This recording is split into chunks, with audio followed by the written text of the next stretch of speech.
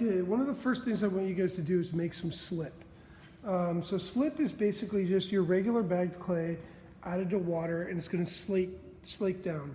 So you're going to just take little bits and pieces. You can, during your process, be making this. You might not just grab a, you're not going to have any to start. So I just take off little bits and pieces and drop them in the water and let them sit and soak. So while you're doing this other stuff, they can be sitting and soaking so that they're ready to go when you get to the step of needing to attach pieces together. And our slipping and scoring is going to ensure that essentially it's like glue for ceramics. Just tearing these up, you don't want a lot of water. You can see in the bottom I've only put a little bit of water in here. And you want enough water to make that kind of like break down that bagged clay. So just kind of tearing it up into pieces. You don't have to be too meticulous with this. I'm just breaking it down, let it absorb as much of this as possible. I like these little Ziploc containers. If you've got one, great. If you don't, you can just take any little container and put some saran wrap or plastic over the top of it. If you're going to keep this for a long period of time, you want to make sure it's covered, otherwise it'll dry out. It'll still dry out even with the lid on, but you can always add, once it's kind of a slip texture, you can always add a little bit of water when you first come to it each day, like a drop or two, because the water goes a long way. So I'm just kind of tearing this up, and I'm going to make as much slip as I can because I know I'm going to be using this over time. So I'll just break these up and let it sit. Okay, we're going to start out with some basics here. This is your bag of clay. I'm trying to use all the same tools that you guys have in your kit. One of the things you want to remember is that as soon as you open this plastic, things are drying out. So we'll go ahead and we'll open up our plastic bag, and we'll want to cut a piece of clay off of here. I'm going to show you wedging to start. You don't necessarily need to wedge bagged clay when you're rolling it out, but I want to show you the basics. You'll grab your wire tool. In order to cut, this is the easiest way to cut your material, either off of the potter's wheel or off of a bag. You can simply grab these, or some people like to wrap them around their fingers. Be careful, because that can really constrict your fingers when you're putting a lot of pressure on it, and you'll just slice that right off. So now this is fairly sticky when it first comes out of the bag. If I leave this open, it's going to start drying out. So I want to pull the bag up, twist it over, and flip it upside down. That's basically how I'm always going to store my clay. Then if I want to wedge, I'm going to go ahead and kind of smush this down, trying not to trap air. So if I fold this over, you can see there's a pocket in here. I'm going to trap air if I do that. So whenever I do this, I want to kind of squish this so that it's collapsing on itself without pushing a bunch of air in there. So it's kind of like kneading dough, but it's actually the opposite, because kneading dough, you're trying to put air in. This, you're trying to take air out. What I'm doing when I'm wedging is I'm pushing the clay forward, then I slightly rotate and I push forward. So I'm always pushing forward. Now this is going to turn into a spiral, but it's not because I'm twisting, it's because I'm pushing forward and then turning the clay a little bit and pushing forward. I'm doing that slow. Once you've done this for 20 years, you can do it real quick.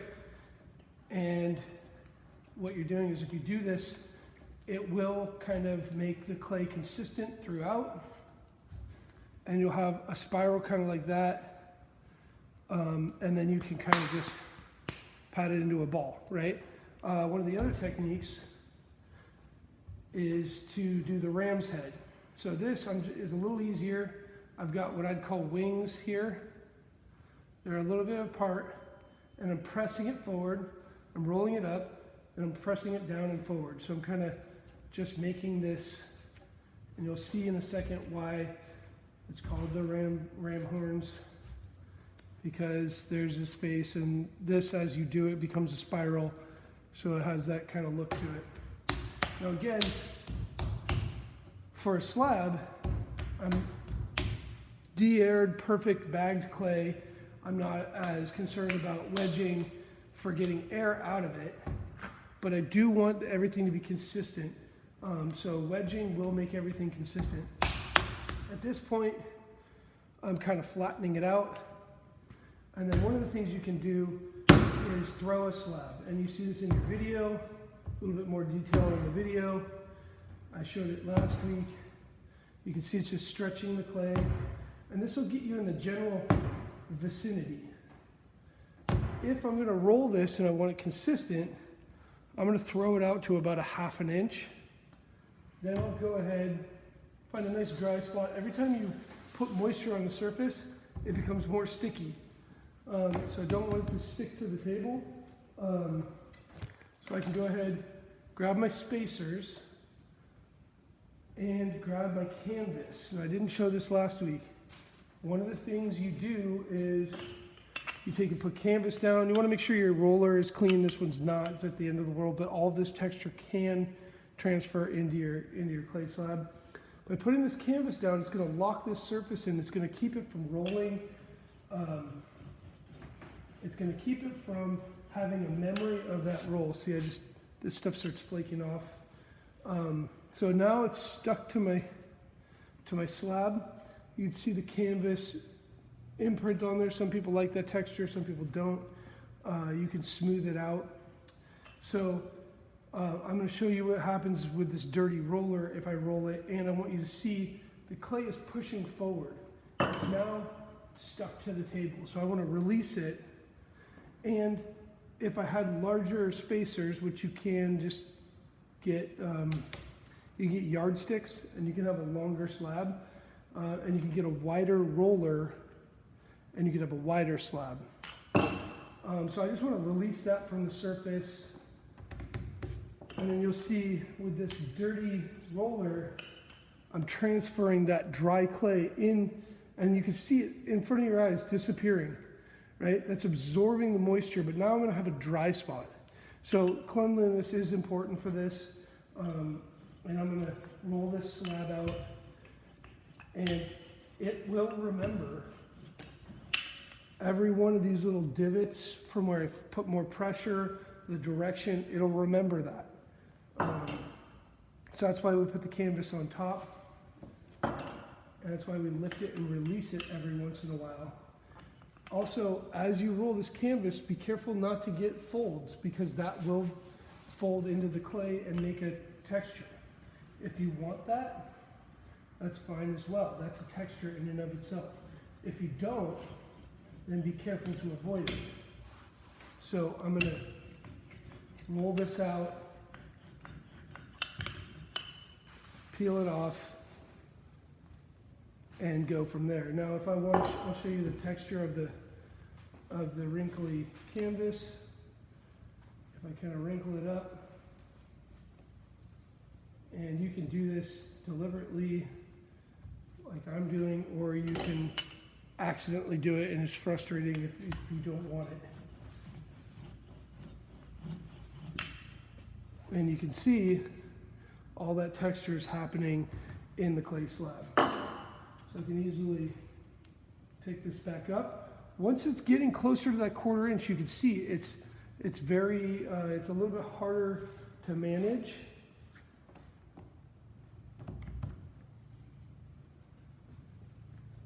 And we'll want to go ahead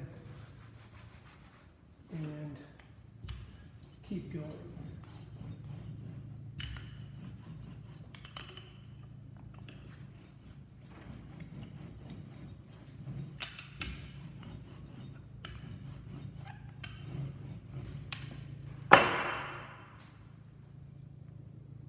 See that?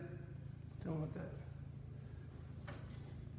At this point, I can take my knife and trim off these edges because it's getting too wide for my roller. And I can just take this, crumple it up, and start over with that. Now I'll put that in plastic if I don't want it to dry out. Now you can see I'm still a ways above my spacer, so I want to make sure, give it a little bit of room to grow, and then I want to release it from the table, flip it over, put my canvas back down, smooth it out so that it's attaching to the clay, and then roll from there.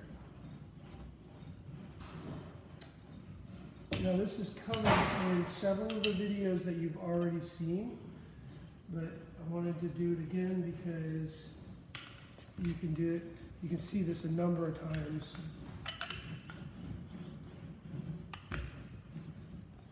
And you can even go as far as to sandwich this between two pieces of canvas. It's actually best.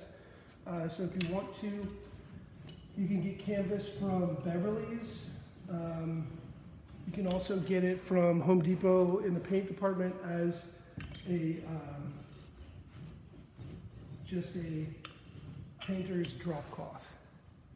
Painter's canvas drop cloth, and that's actually what you guys have here. So really the goal here is to get an even thickness all the way across. And that's what we want. That'll be step one. I'm going to repeat this several times, and I'm going to set these slabs aside. So I'll pull this off, set it aside, and you can see I didn't use a dry area on the table. I'm going to scrape this, and you can see how much sticky clay ended up on the table. So one of the benefits of having two pieces of canvas is that it's not going to stick to that. If you get this, you have a wooden rib in your kit, and you can use that to smooth things out. Or again, you can take and flip it, use a dry spot, and roll it again, just to reset that surface.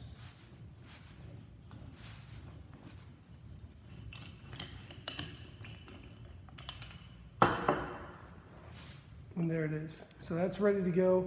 I will wrap it in plastic. If I don't wrap it in plastic, it's going to dry out.